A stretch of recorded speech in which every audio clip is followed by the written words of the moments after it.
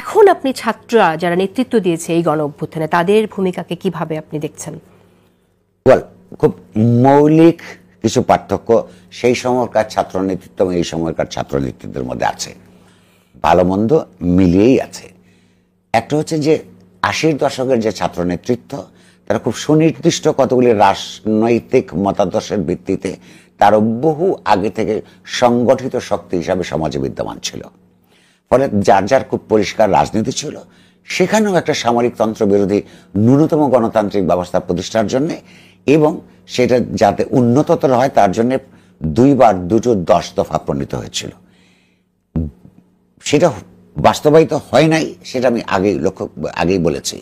এবারেরটার মধ্যে তার পার্থক্য হচ্ছে যে এই শিক্ষার্থী গণ অভ্যুত্থানের যারা নেতৃত্ব দিয়েছেন সামনের দিক থেকে, তারা কেউ পুরনো সময় থেকে বা তার আগের পরবর্তী থেকে কোনো সুনির্দিষ্ট রাজনৈতিক ভাবাদর্শের ভিত্তিতে সংগঠিত কোনো শক্তি ছিলেন না। তখন তারা এই যে বৈষম্য বিরোধী কোটা আন্দোলনের যে নেতৃত্ব তারা দিয়েছেন, সেইটাই ক্রমান্বয়ে আমাদের দিক থেকে ইতিহাসের কতগুলি পরিপক্কতাও তৈরি হচ্ছিল, আন্দোলন সংগ্রামের একটা ক্লাইম্যাক্সের জায়গায় পৌঁছেছিল।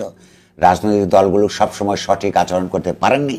এই তরুণ নেতৃত্বের উপর এই দেশের জনসাধারণ, এমনকি অপরাপর ছাত্র সংগঠনের সংগঠিত কর্মীরা তাদের উপর ভরসা করেছিলেন। কিন্তু তাদের যেহেতু কোনো সুনির্দিষ্ট রাজনৈতিক ভাবাদর্শের ভিত্তিতে কোনো মঞ্চ তৈরি হয়নি, ফলে তখন আর লোকেরাও তখন এটা খোঁজেনি।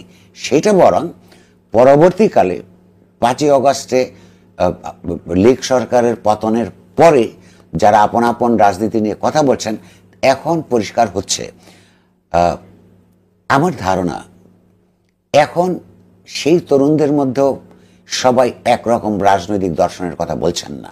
আমার ধারণা এই কথাগুলো এখন যারা যারা কেউ একটা শরিয়াপন্থী রাজনৈতিক ব্যবস্থা প্রবর্তন করতে চান, কেউ একটা ইসলামপন্থী রাষ্ট্র কায়েম করতে চান, কেউ আবার এই সব কিন্তু একই গ্রুপের ছেলেমেয়েরাই একটা মধ্যপন্থী রাজনীতিকে এগিয়ে নিয়ে যেতে চান। এই কথাগুলো তাদের আফটার থট, থ্যাঙ্কস গড, এবং তাদেরকেও ধন্যবাদ। এই কথাগুলো যদি সেই দিন তারা বলতেন যখন তাদের নেতৃত্বে আন্দোলন এগিয়ে যাচ্ছে এবং তাদের উপর আস্থা রেখে হাজার হাজার লোক মাঠে নেমে যাচ্ছে বন্দুক কামানের সামনে এবং অকাতরে তরুণ তরুণীরা প্রাণ দিচ্ছে, তখন যদি তারা এই ধরনের একটা ভবিষ্যৎ পরিকল্পনা তাদের আছে এটা যদি বলতেন, তখন এত মানুষ নামতো না। আমি তাদেরকে ধন্যবাদ দিই যে তারা তখন এই কথাগুলি বলেন নাই। পাশাপাশি বলছি যে তাদের যেটা বোঝা দরকার, মানুষ এইখানে একটা ধর্মভিত্তিক সাম্প্রদায়িক রাজনৈতিক ব্যবস্থা প্রবর্তন করবার জন্য তাদের সমর্থন দেয় নাই। বাংলাদেশের কতগুলি ঐতিহাসিক প্রমিসেস আছে, সেই প্রমিসেসের ভিত্তি হচ্ছে বাংলাদেশের স্বাধীনতা যুদ্ধ। সেই স্বাধীনতা যুদ্ধের ঐতিহাসিক অঙ্গীকার হচ্ছে এখানে একটা সমতা ভিত্তিক অসাম্প্রদায়িক রাজনীতি এবং রাষ্ট্র প্রতিষ্ঠা করা। সেই কথা কিন্তু এই দেশের অধিকাংশ মানুষের, বিপুল অধিকাংশ মানুষের। এখন তারা কি রাজনীতি করবেন সেটা তাদের স্বাধীনতার ব্যাপার, কিন্তু তারা যদি মূল প্রতিবাদ্য থেকে ফিরে এসে ওর হঠকারী কথায় প্রভাবিত হয়ে বাংলাদেশের রাজনীতিকে এটা অসাম্প্রদায়িকর ধারায় প্রভাবিত করতে চান, অগণতান্ত্রিকতার ধারায় প্রভাবিত করতে চান, তারা ব্যর্থ হবেন। সেটা তাদের জন্য ঠিক হবে না। মানে মানুষের মমত্ব আছে, আমাদেরও আছে। তারা তো সেদিন মৃত্যুর পথযাত্রী ছিলেন, মরে যেতে পারতেন। তারা একটা আপনার পশ্চাৎপদ রাজনীতির জন্যে মৃত্যুবরণ করবেন বা জনবিচ্ছিন্ন হবেন, এটা দেখতে আমাদের খারাপ লাগবে। বাট ইতিহাসের কতগুলি অমোঘ নিয়ম আছে, পশ্চাৎপদ রাজনীতি পরাজিত হতে বাধ্য। আপনি যদি আরো আমরা ইঙ্গিত থেকে আরো একটা পরিষ্কার করে যাই, জামাত ইসলামী ধরুন, জামাত ইসলামী সম্পর্কে আমাদের কথা খুব পরিষ্কার, ঐতিহাসিকভাবে সত্য। ইসলামের সঙ্গে জামাত ইসলামের কোনো সম্পর্ক নেই। জামাত ইসলাম একটা বিভ্রান্ত রাজনৈতিক দল, মুনাফেকি যার একটা অন্যতম প্রধান কৌশল। লক্ষ্য করুন, সারা পৃথিবীতে ইসলামের যখন জয় জয়কার হয়, তার কিসের আপিলের কারণে, কিসের টানে মানুষ অন্য ধর্ম চিন্তা বাদ দিয়ে বা পরিত্যাগ করে ইসলাম গ্রহণ করেছিল। এক নম্বর কথা সমতার চিন্তা, অন্যের প্রতি টলারেন্স, অন্য ধর্মের প্রতি টলারেন্স। জামাতে ইসলামে এইখানে আর ইসলাম মুনাফেকি বোঝেন কিনা আমি জানি না, নিশ্চয়ই বুঝি। মুনাফেকি মানে হিপোক্রেসি, মনের মধ্যে এক বলে আরেক। মুনাফেকিকে ইসলাম প্রথম থেকে কবিরা গুনাহ অথবা সবচেয়ে বড় গুনাহের মধ্যে একটা হিসাবে শনাক্ত করেছে। কেন এটা আপনি বলছেন যে তারা বলছে কারণে যে আপনি লক্ষ্য করুন তার বিভ্রান্তি এবং মুনাফিকি। উনি এই যে সম্প্রতি আজকেই বা গতকালকে ইসলামী ছাত্র শিবিরের একটা মুক্তিযুদ্ধ সম্পর্কে তাদের একজন লিখেছে যে 1971 সালে নাকি বাংলাদেশের মুক্তিযুদ্ধ ছিল ইসলাম বিরোধী, এবং সেই অর্বাচীন লেখক আল্লাহর কাছে প্রার্থনা জানিয়েছে মুক্তিযোদ্ধারা যে অপরাধ করেছিল ইসলামের বিরুদ্ধে আল্লাহ যেন তাদের ক্ষমা করেন। এটাকে আপনি কি বলবেন?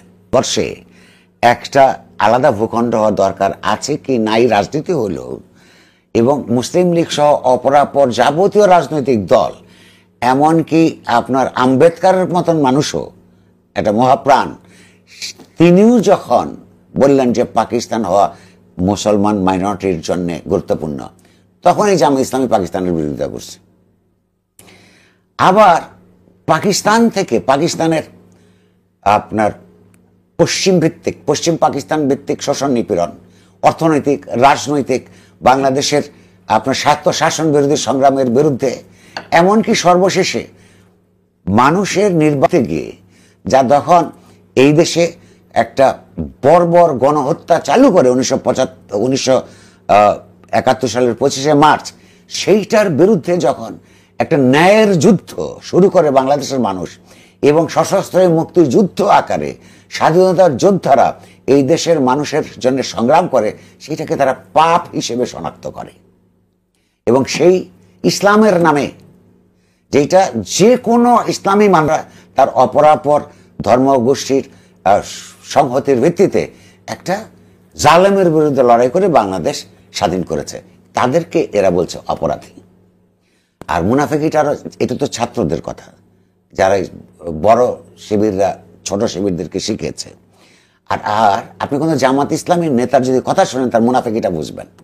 যেমন ধরুন, তাদেরকে আপনি জিজ্ঞেস করেন, তাদের মধ্যে অনেক শিক্ষিত লোক আছে, ইনফর্মড, তারা আরবের ইতিহাস বলতে পারবে, ইসলামের ইতিহাস বলতে পারবে, অনেকের চাইতে ভালো করে বলতে পারবে, ভারতবর্ষের ইতিহাসের কথা জিজ্ঞেস করলে আসে খুব সুন্দর করে বলতে পারে। কিন্তু যখন 71-এর ইতিহাসের কথা বলে, তো দেখবেন কি বলে, আমি তখন শিশু ছিলাম, আমরা তো এটা ছিলাম, আমার পূর্বপুরুষরা করেছে, যদি কোনো অপরাধ আমরা করে থাকি দুঃখ প্রকাশ করব। একটা ঘাতক বাহিনীকে ইসলামের নামে বিশাল মুসলমান জনগোষ্ঠীকে তার স্বায়ত্ত শাসন চাইবার অপরাধে, তাহলে এইসব আপনি কি বিশ্বাস করেন যে সত্য কথা বলে? এরা মুনাফিকি করে, জানে অপরাধ স্বীকার করবার মতন সৎসাহস তাদের নাই। শুধু তাই নয়, পরবর্তী প্রজন্মকে, যেই তরুণীটা লিখেছে, তাদেরকে কি ধরনের ইন্ডক্ট্রিনেশন করেছে, তার আপন জাতিগোষ্ঠী জনগোষ্ঠী এমনকি বায়াস মুসলমানদের বিরুদ্ধে তাকে আপনার এক ধরনের অপরাধী করে নতুন করে তৈরি করছে। আরো আমি মুনাফিকের আপনার একটা উদাহরণ দিই, শুনেন। জীবনের জন্য এমনকি রাজনৈতিক জন্য কৌশল অত্যন্ত গুরুত্বপূর্ণ, কিন্তু পুরো জীবনটাই তার জন্য লড়াই করতে হয়, সেই লড়াইয়ে প্রয়োজন। ছাত্রলীগের ভিতর থেকে ছাত্র শিবিরের নেতা বেরোচ্ছে, কি বলছে তারা? এটা তারা গঠনভুক্ত করেছে, মেয়েদের ব্যাপারে তারা মেয়েদেরকে উত্তক্ত করার এক অভূতপূর্ব রেকর্ড তৈরি করেছে এই ছাত্রলীগ নেতারা।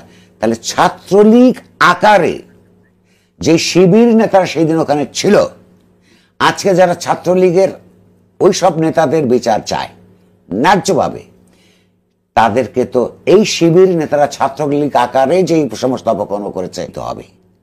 তারা বলছে আমরা এটা কৌশল ছিল। আরে বাপ, তোমার যদি সমস্ত অপরাধী তোমার যদি কৌশলগত কারণে হয়, তাহলে তোমার আদর্শটা কি? আমাদের